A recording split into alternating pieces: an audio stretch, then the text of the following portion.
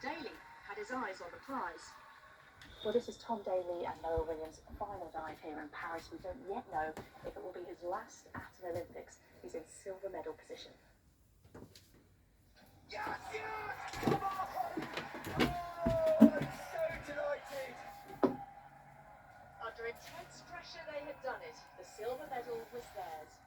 Deciding to come back, not knowing whether I would make the synchro team, let alone qualify a spot for the Olympics, and now to be in Paris, diving in front of my son, who's just right there, saying, who actually asked me to come back. It's just so special. And his husband, a Hollywood producer, couldn't have scripted it better. How are you feeling? Sweating. So you're going to do it to me again. I think we're all just very emotional. It's such an impossible dream. A year and a half ago, we were in Colorado Springs waiting